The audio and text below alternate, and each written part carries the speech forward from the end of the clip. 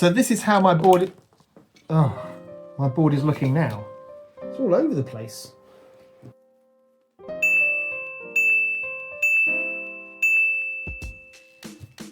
Hello, thanks for stopping by. This is a very quick update with regards to the solo board game that I'm currently developing.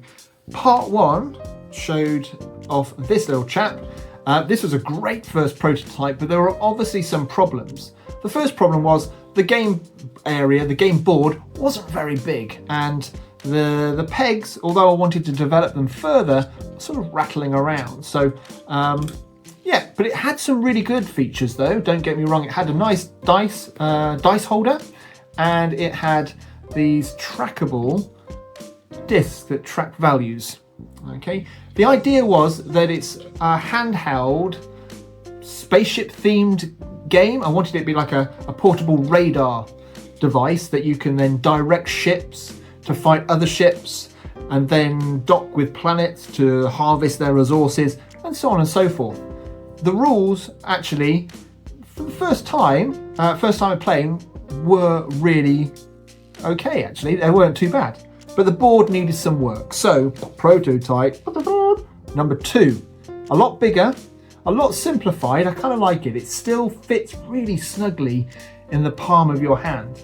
Notice the pegs are a bit better because I sort of developed them some more. So here's a sort of typical peg, more like a plug. We'll call them a plug, and they sort of fit into the game board as well. I really liked the way it was going, but it still wasn't quite perfect enough. I thought, well, we're sort of plugging pegs into boards. Why don't we have plugs that go over little columns instead? So prototype number 3 comes along. Excuse the colours, I'm just 3D printing them with whatever scrap filament I have left. So you can see we've got dimples now. Can you see? There we go. And the pieces are like plugs with holes in, so you can see that they fit over like that. I kind of like this better for some reason. And I thought, well, what could we use this particular design for? What features could we add that we can factor into the gameplay? So here is prototype number 4, which I really like. And you'll notice that the pieces are not only the caps that go over the little dimples there, but they're also little cogs. Can you see? And this brings a whole new element to the game. It really does, because you can enable pieces. You can maneuver pieces next to one another. So like an enemy ship. Okay, and you can action a rotation move, so you can actually rotate the cogs. Can you see?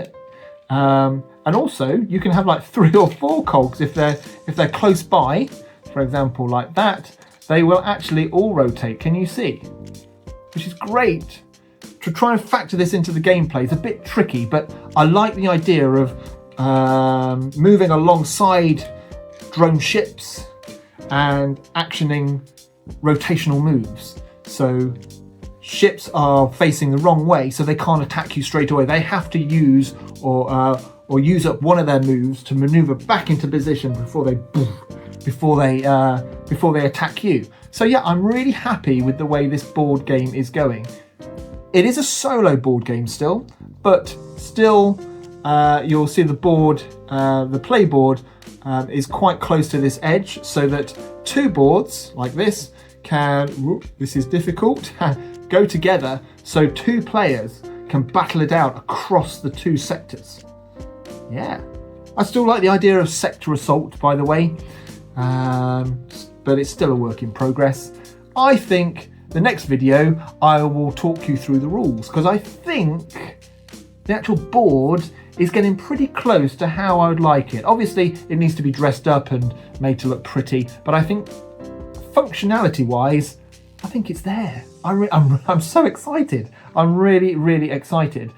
So yeah, I think the next video will be to show you how to play Sector Assault if the pieces don't fall off in the meantime.